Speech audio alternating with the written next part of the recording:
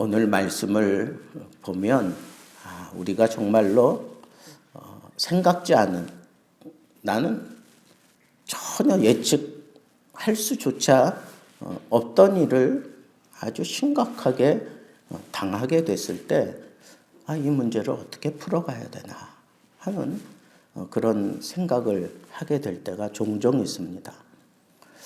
정말 요만큼도 생각해 보지 못했던 그런 엄청난 고난이, 엄청난 시험이, 엄청난 그런 여러 가지 어려운 일들이 나에게 닥쳐왔을 때 나는 이 문제를 어떻게 풀어가야 할까 하는 그런 측면에서 오늘 말씀에 집중해 주시면 좋겠습니다. 느부갓네살 왕은 상당히 지금 왕이 된 지 2년 만에 꿈을 꿨어요. 이게 분명히 무슨 꿈을 꾸기는 꿨는데 생각이 안 나는 거예요. 이 당시 사람들은 꿈을 소중하게 생각했어요. 그래서 꿈을 통해서 어떤 길흉화복을 그렇게 생각하던, 그래서 그 왕궁에, 그 당시 왕궁에 있는 박사, 술객, 이런 사람들은 오늘날로 얘기하면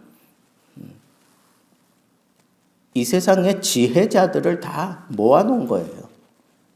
그 나라의 흥망성쇠에 대해서 풀어내는 사람들이 바로 그런 사람들이에요. 좀 샤머니즘적인 그런 생각도 있고 또 천문학 이런 것들을 연구하면서 나라의 미래도 연구하고 이러는 그 당시로서는 최고의 학부를 가진 사람이라고 생각하시면 됩니다. 그런데 그런 사람들 가운데 이런 꿈에 대해서 풀이를 해주는 그런 사람들도 있단 말이에요. 그러니까 그 정도로 그 세계에서는 이 꿈에 대해서 미래를 점치고 또 미래의 그 꿈의 내용을 가지고 대처할 수 있는 그런 생활을 하던 시대라고 생각했을 때 이 왕이 꿈을 꿨는데 뭔가 이게 뭔가 깨림직했던지 아니면 뭔가 상상치 못했던 그런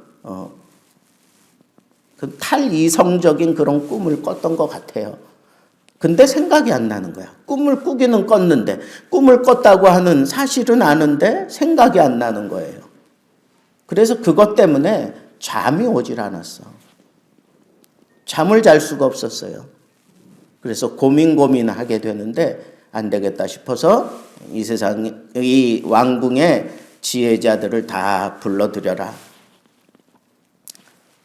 사람들은 왕이 자기들을 불렀으니까 아주 어깨에 힘주고 들어왔을는지도 몰라요. 왜냐하면 왕이 어떤 꿈이나 이런 저런 문제를 얘기하면 자기들이 그런 데에 대해서는 전문 분야라고 생각했기 때문에 아주 그냥 으스대면서 왔을 겁니다. 그런데 똥단지 같은 그런 명령을 내리는 거예요. 내가 꿈을 꿨다. 근데 내가 꾼 꿈이 뭔지 너희들이 얘기해라. 그리고 그에 대한 해석을 해라. 아니, 세상에 저 사람이 무슨 꿈을 꿨는지 그걸 어떻게 알아요? 꿈을 꾼 걸 얘기하면 거기에 대해서 해석은 해줄 수 있어요. 그게 옳든 아니면 틀렸든 그건 해석해 줄 수 있어요. 근데 무슨 꿈을 꿨는지 얘기해라 이거예요. 무슨 꿈을 꿨는지 너희들이 맞춰내라 이거예요. 그러니까 이 사람들이 다 어안이 벙벙해가지고 왕이요, 우리에게 말씀을 해달라고, 그러면 거기에 대해서 풀이하겠다고. 아니다, 너희들이 지혜자들이고 너희들이 섬기는 신들이 있으니까 내가 무슨 꿈을 꿨는지 그걸 얘기해라. 그리고 그 해석을 듣겠다. 이 박사들, 지혜자들이 다 같이 이구동성으로 그랬어요. 역사 이래로 지금 왕이 우리에게 얘기하는 것처럼 얘기했던 절대자는 없었다 이거예요. 이건 한마디로 얘기하면 억측이다 이거죠. 억측이다.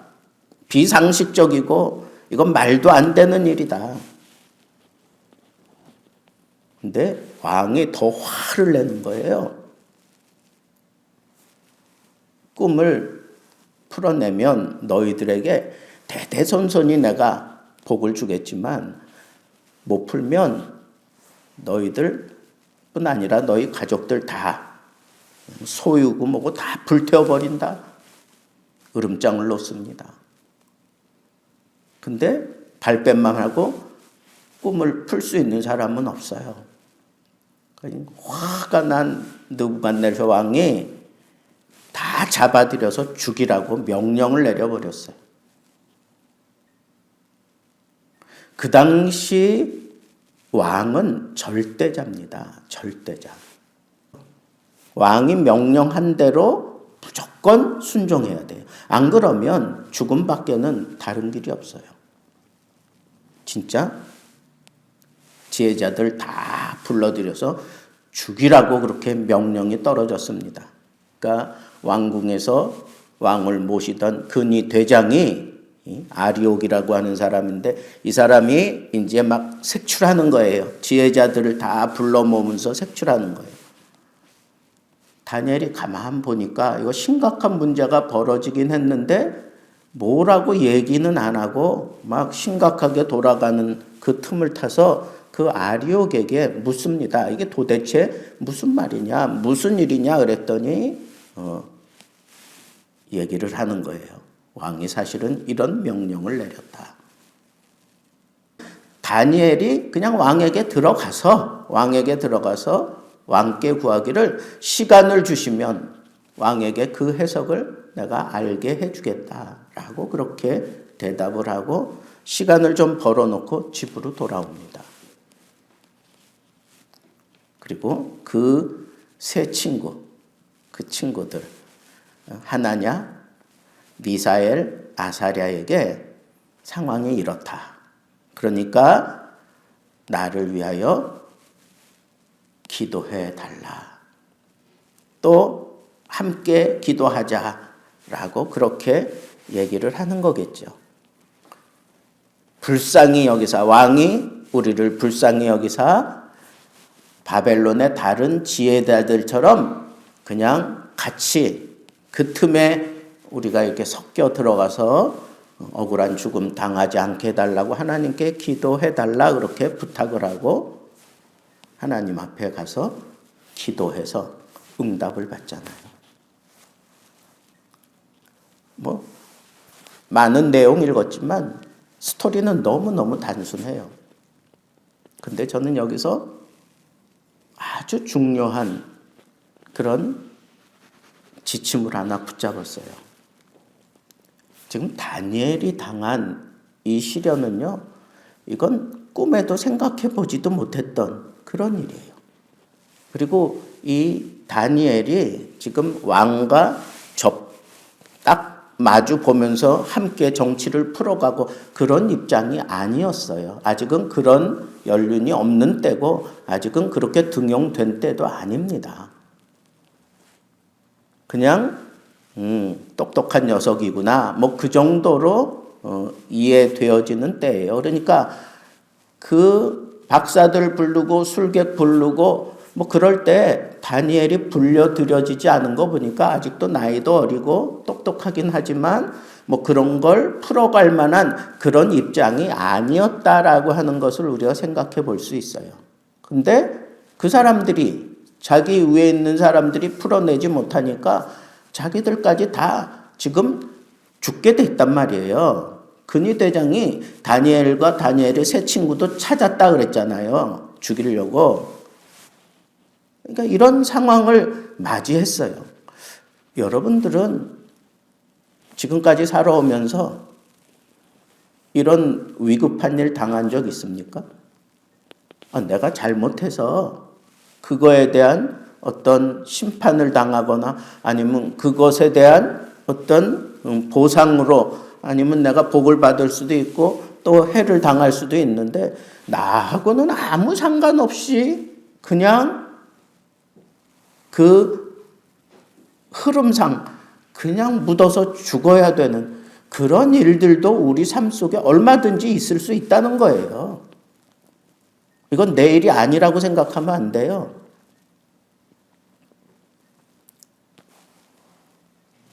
뭐 확실한 예를 들어볼까요? 나는 차를 타고 가고 있는데 나는 잘 타고 가고 있어요.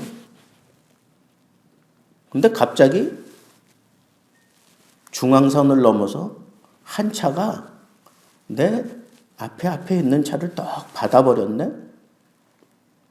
그 차가 뭐 기우뚱거리는 바람에 내 앞에 가는 차가 그거 피한다고 막 이러는 통에 나도 어쩔 수 없이 피해보려고 발버둥 치지만 나는 뒤에서 오는 차가 나를 받아버렸어요. 예를 드는 거예요. 내가 예측했던 겁니까? 아니에요. 내가 운전을 잘못하고 있었어요? 아니에요. 이런 심각한 상황이 나에게 벌어졌을 때 여러분 어떻게 하겠어요? 이런 상황으로 인해서 우리가 심각한 위기에 처해질 때 이 문제들을 어떻게 풀어갈 것이냐고요. 다니엘에게서 저는 그걸 배웠어요. 첫째는 이 지금 위기가 어디로부터 온 거예요? 왕에게서부터 왔잖아. 그죠? 일단 왕을 진정시켜야 되는 게 그게 첫째예요. 그러니까 다니엘이 왕에게 들어간 거예요. 왕에게 들어가서 시간을 달라고. 내가 풀어내겠다고. 왕은 다니엘을 믿었거나 아니면 다니엘이 이 문제를 풀어낼 것이다. 뭐 그런 생각 안 했어요. 뭐 다니엘이 뭐 영특하고 뭐 굉장한 천재고 아니 그럴지라도 자기도 알잖아요. 내가 꾼 꿈을 다른 사람들이 어떻게 맞추느냐고. 자기도 알지만 자기가 그냥 어떻게 이걸 풀어내지 못하니까 자기 스스로 막 지금 화를 내고 있는 입장이잖아요. 근데 그걸 먼저 잠재워야 되겠다. 일단 시간을 좀 벌어야 되겠다 싶으니까 그 문제 원인을 찾아 들어간 거예요. 여러분 반드시 원인 없는 결과는 없어요. 어떤 심각한 문제가 나에게 이루어졌다면 나에게까지 미쳤다면 그 원인을 찾는 게 첫 번째입니다. 그 원인을 찾는 게 첫 번째예요. 근데 사람들은 진짜 원인을 찾지 않아요. 이루어진 일에 대한 불평이나 하고, 나에게 그런 심각한 문제를 일으킨 그 사람에 대해서 뭐 어떻게 해코지 하려고 들고 안갚음이나 하려고 들지 원인을 찾으려고 들지 않아요. 이 문제가 어디서부터 왔는지. 어쩌면 제가 앞에서 예를 든 것처럼 중앙선을 넘어올 정도면 그 사람에게 분명히 무슨 문제가 있는 거예요.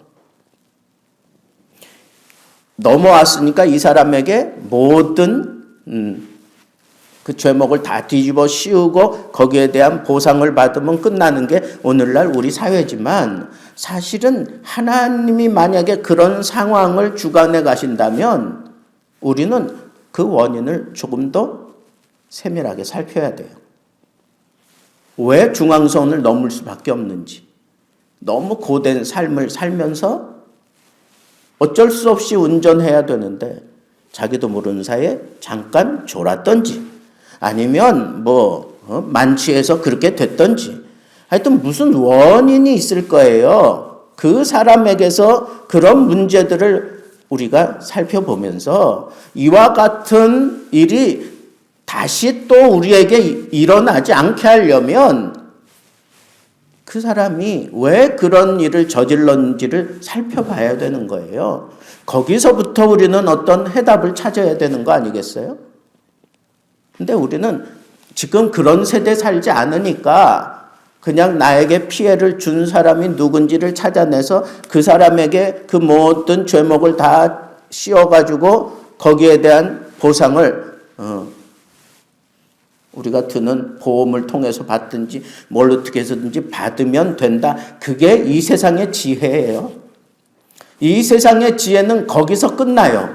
그러니까 그와 같은 일들이 계속해서 일어날 수 있어요. 계속해서 일어나는 일, 나에게 그런 일들이 두 번째 찾아오지 말라는 법 있어요? 없어요. 정말 풀어야 되는 문제는 뭘까요? 내가 이 세상 살면서 이런 심각한 문제를 만났을 때 이와 같은 말도 안 되는 상황이 또 벌어지지 않게 하기 위해서 하나님이 나에게 이런 고통을 잠시 주셨나 보다 생각하고 그 문제의 원인을 찾아 들어가고 거기서부터 어떤 문제를 우리가 또 찾아내고 아니면 그 중앙선 거기가 사고가 많이 나는 지역이다 뭐 이런 게 나오면 그 분리대를 만들고 아니면 뭐 여러 가지 풀어낼 수 있는 방법은 많잖아요.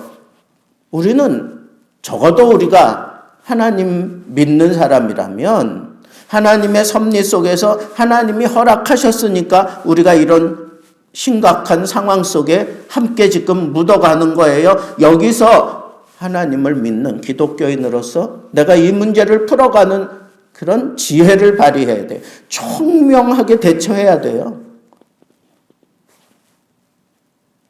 다니엘은 문제의 원인을 파고 들어가서 일단 그걸 봉합했어요.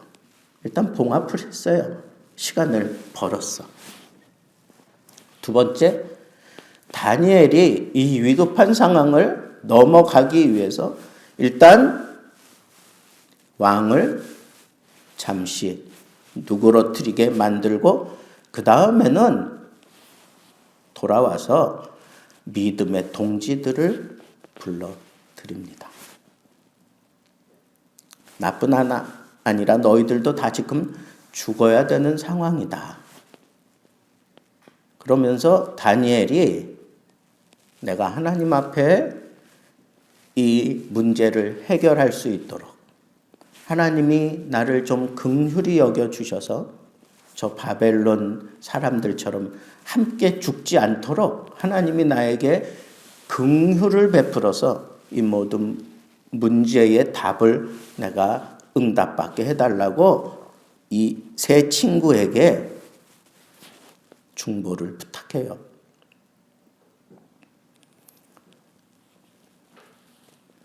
여러분, 우리가 이런 심각한 문제를 풀어가는 방법은 기도예요.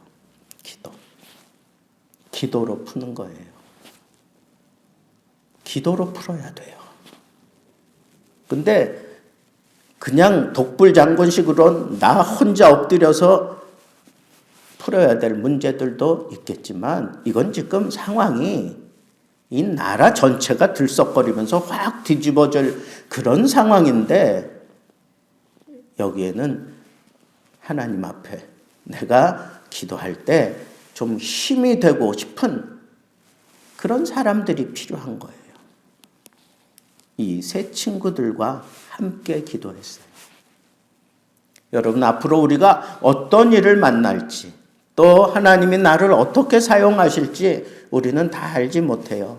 그런데 어떤 상황이 주어질지라도 그것을 풀어내고 아니면 그것을 통해서 내가 하나님의 영광을 드러낼 수 있는 그런 기회, 그런 위기를, 그런 심각한 상황을 위기를 기회로 만들 수 있는 가장 든든한 버팀목이 뭔지 아세요? 그건 함께 기도하는 기도의 동지들이에요. 기도의 동지들이라고. 우리 그런 예 많이 들었잖아요. 어떻게 목사님은 이렇게 크게 부흥사로 성공할 수 있었습니까? 그러면 옆에서 막 부추기면서 그런 얘기 할 거예요. 설교가 은혜스럽다고. 지혜롭게 참 전도 설교를 잘한다고. 그리고 설교하면서 사람들 가슴을 울리는 설교를 한다고. 뭐 이런 얘기들을 할 거예요. 근데 해답은 다른 데 있었어요. 나를 위해 지금도 저 지하실에서 300명이 엎드려서 기도하고 있다고. 나 홀로 남았습니다, 하나님. 엘리야가 그렇게 외쳤을 때 하나님이 뭐라 그랬어요? 아니다. 바알에게 무릎 꿇지 않고 지금 기도하고 있는 7,000명이 있다. 7,000명이. 여러분, 이 나라를 든든하게 붙잡고 그리고 하나님이 나를 쓰시고자 하는 그런 무대에 세울 때에 내가 담대하게 그 심각한 위기를 뚫고 나갈 수 있는 그런 든든한 힘은 나를 위하여 기도해 주는 그 기도가 있을 때입니다.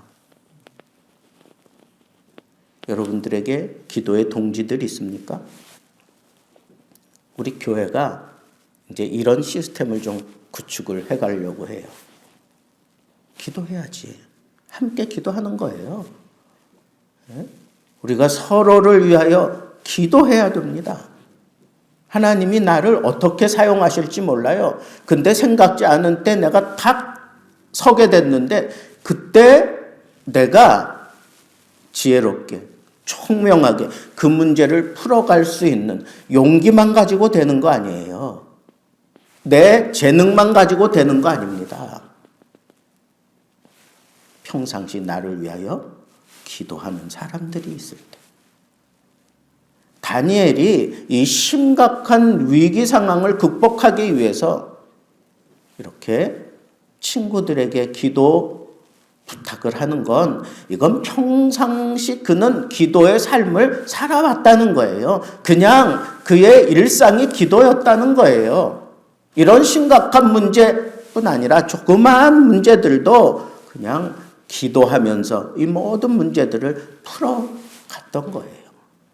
남의 나라에 잡혀와가지고 남의 학문을 배우고 남의 그것도 원수의 나라에서 양식을 먹으며 거기서 막 다른 사람들하고 경쟁해야 되고 이럴 때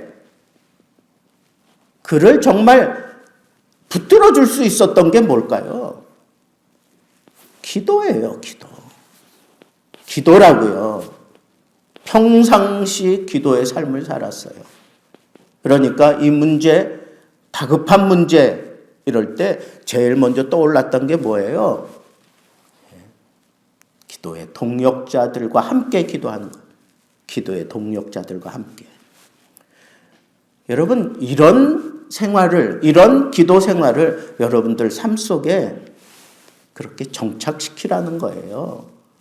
그럴 때 내가 이런 심각한 문제가 나에게, 그 위기가 나에게 닥쳐왔을 때 그걸 기회로 삼아 다 나를 드러낼 수 있는 그런 용기와 지혜와 총명하게 대처해가는 것은 평상시 내가 기도를 통해서 함께 기도하는 자들의 그 기도를 내가 후원받으면서 그런 상황에서 위기를 기회로 만들어 갈 수 있는 거예요.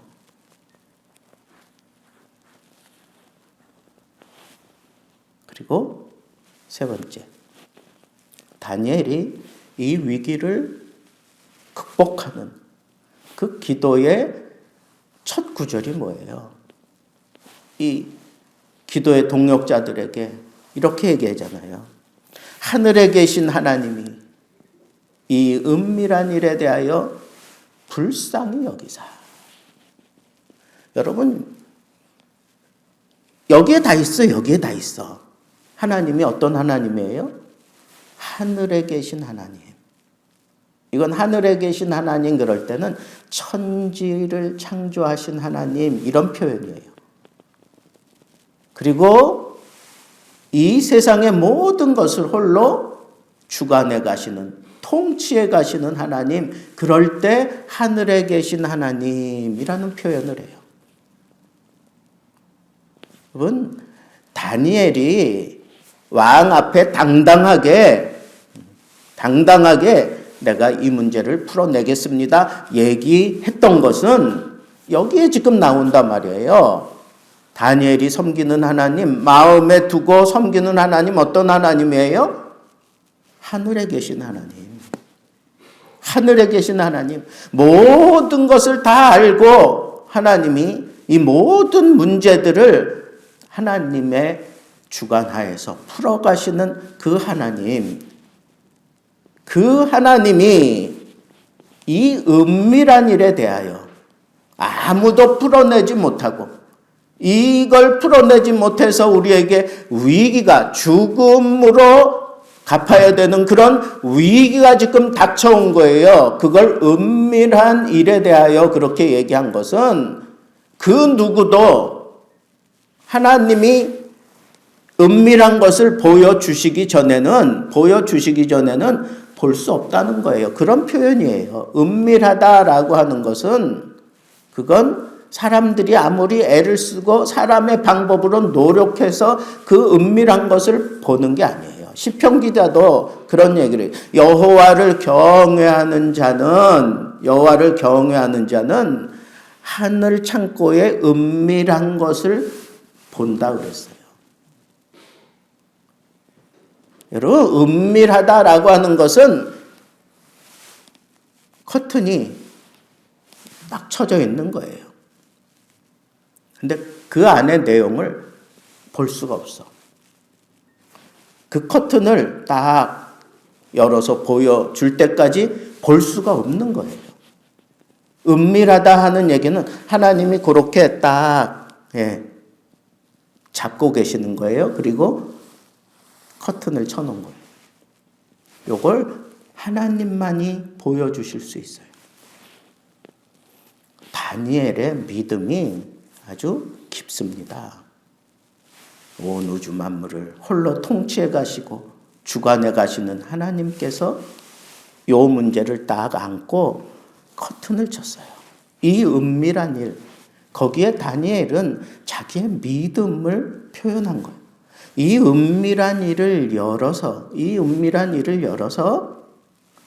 그 왕의 그 교만함을 낮추시고 하나님 살아계신 것을 보여주시며 하나님을 섬기는 우리들에게 하나님이 이 커튼을 열어 보여주시는 그런 하나님이다라고 하는 것을 어렴풋하게 다니엘은 비전으로 가졌던 것 같아요. 그러니까 다니엘은 환상과 꿈을 푸는 그 몽조를 깨달아 알더라 그랬잖아요. 평상시 기도 생활을 통해서 다니엘은 이런 영적인 수준이 깊은 데까지 이르렀어요. 그러니까 그걸 표현할 때 은밀한 것, 하나님이 보여주셔야만 볼 수 있는 그것에 대하여 뭐라 그래요? 불쌍히 여기사. 나를 불쌍히 여겨달라는 거예요? 이 세 친구를 불쌍히 여겨달라는 거예요? 이 나라, 이 민족을 불쌍히 여겨달라는 거예요. 하나님을 섬기는 이 백성들을 불쌍히 여겨달라는 거예요. 당당하지만 하나님 앞에서는 언제나 하나님 나를 불쌍히 여겨주옵소서 하는 이 자세를 흐트러뜨리지 않았어요. 사람들이 웬만큼 하나님의 은혜를 입고 잘 나가고 사람들이 부러워할 만한 그런 수준에 올라가면 요거 슬그머니 접습니다. 요거 슬그머니 접어요. 목에 기부 싸기 시작합니다. 교만합니다. 불쌍히 여기사. 이게 하나님의 마음을 흔들고 하나님이 그 커튼을 딱 치게 만들었던 다니엘의 이 기도의 내용은 사실 이게 다예요. 그렇잖아요. 이게 다지.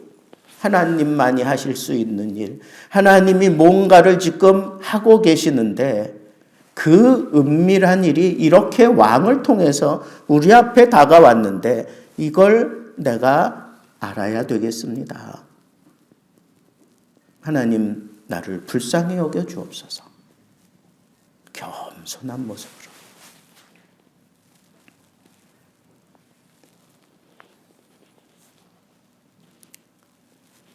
그랬더니 하나님께서 어떻게 했어요?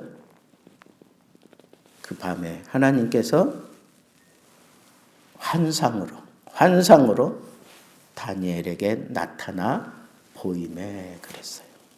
그 은밀한 것이, 하나님의 깊은 섭리가 담겨져 있는 그 은밀한 것이 하나님이 다니엘에게 나타나 보여주셨다라고 그렇게 성경이 얘기하고 있습니다. 오늘은 이런 심각한 문제에 대해서 우리가 어떻게 이 문제를 풀어가야 되는지 여러분들이 이 말을 딱 마음에 담아 두었다가 생각지 않은 그런 일들이 생겼을 때, 이 코로나로 인해서 이런 심각한 문제들이 일어났는데 이걸 풀어가는 방법도 바로 오늘 이 다니엘의 지혜와 또 다니엘의 이 기도와 그리고 하나님을 향한 분명한 그런 태도에 의해서 풀려져 가는 이런 놀라운 역사가 여러분들에게도 일어나고 여러분들 삶 속에 이 말을 잘 담아 두었다가 효과적으로 지혜롭게 사용할 수 있는 그런 은혜가 넘치기를 주님의 이름으로 축복합니다.